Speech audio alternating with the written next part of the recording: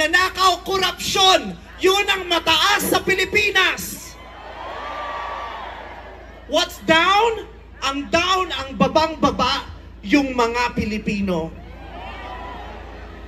Kaya sa ngalan ng lahat ng mga kapwa ko artistang nasa entablado ngayon, pati na rin yung mga artistang nasa baba at nasa iba't ibang lugar na nakikisama sa amin, binabati po namin kayong lahat. Mabuhay kayo, mga kapwa namin Pilipinong nanakawan ng gobyerno. Mabuhay kayo. Yan ang pagbati natin sa isa't isa. At para sa lahat naman ng mga politiko at bahagi na ng gobyerno na nagnakaw sa atin, nagnanakaw sa atin, mga nakatingin habang may nagnanakaw sa atin, mga kasama ng mga nagnanakaw sa atin, mga alam na may nagnanakaw pero hindi nagsasalita, mga kasama ng mga nagnanakaw, mga nagtatago ng magnanakaw, isa lang ang gusto naming sabihin sa inyong lahat. Patawad kay Father pero putang ina ninyo! Kaputa-putahan ng mga putang ina nyo! Katatapos lang ng misa, pero Panginoon, patawarin nyo kami, pero totoo yan. Ito ang wika ng lahat ng mga Pilipinong ninakawan, putang ina nyo! Putang ina nyo! Putang ina nyo! Putang ina nyo! Putang ina nyo!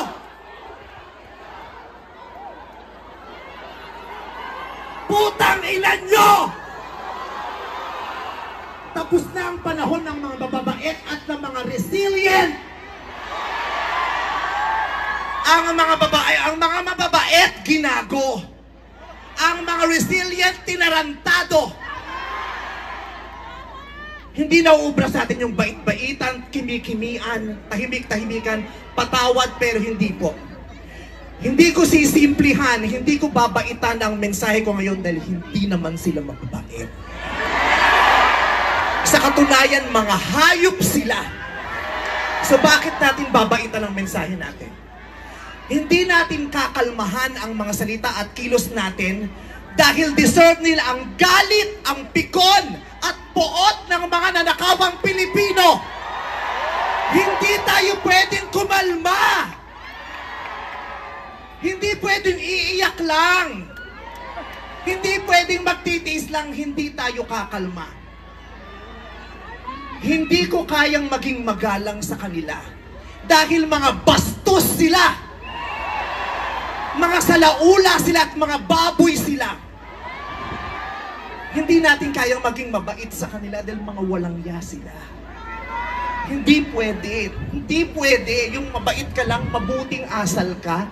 Hindi uubra sa kanila ang mabuting asal at mabait lang kasi nga mga demonyo sila. Kaya tama yan. Sumigaw lahat ng galit. Lahat ng galit na galit. Ang hindi matatapos ang galit bukas. Ang iparirinig ang galit hanggang hindi makulong ang mga putang inang magnanakaw. Hindi tayong pwede magalit lang ngayon. Kailangan hanggang bukas, kailangan sa susunod na linggo, kailangan sa susunod na buwan, hanggang umabot ng ilang taon hanggat hindi sila nauubos. Walang mawawala sa atin kasi ubos na tayo. Kaya ang gagawin natin ngayon ay babawi na tayo. Ikulong ang mga magnanakaw. Para sa akin, hindi nga sapat ang kulong. Dapat patayin ang mga korap na magnanakaw. Ibalik ang death penalty para sa mga korap. Para patayin ang mga magnanakaw, ikulong pati pamilya nila. Dapat gumawa ng batas ang pamahalaan para ibalik ang death penalty. Pasensya na po, Father. Alam kong ayaw mo ng death penalty. Ipagdasal mo na lang ako. Ibalik ang death penalty para sa magnanakaw. Dahil ang magnanakaw, ang corrupt na public official, hindi ko natatawag na public official, ang corrupt na politiko ay higit pa sa mamamatay tao. Ang corrupt na politician ay higit pa sa magnanakaw. Ang corrupt na politician, ang korupsyon ay higit pa sa terorismo. Ang mga terorista, namimili lamang ng lugar at panahon kung kailan aatake. Pero ang mga magnanakaw sa Pilipinas, walang pinipiling araw. Araw-araw nila tayong ninanakawan. At ang inaatake ng mga terorista, yung mga iba ang pananampalataya, iba ang paniniwala, ibang lahi. Pero ang mga korap, kapwa Pilipinong kalahi ang ninakawan. Kaya hindi tayo pwedeng sumuko lang ng ganito. Kaya hinahamon ka namin, Pangulong Bongbong Marcos, kung gusto mong magkaroon ng magandang legasiya, ang pangalan mo, ipakulong mo lahat ng magnanakaw.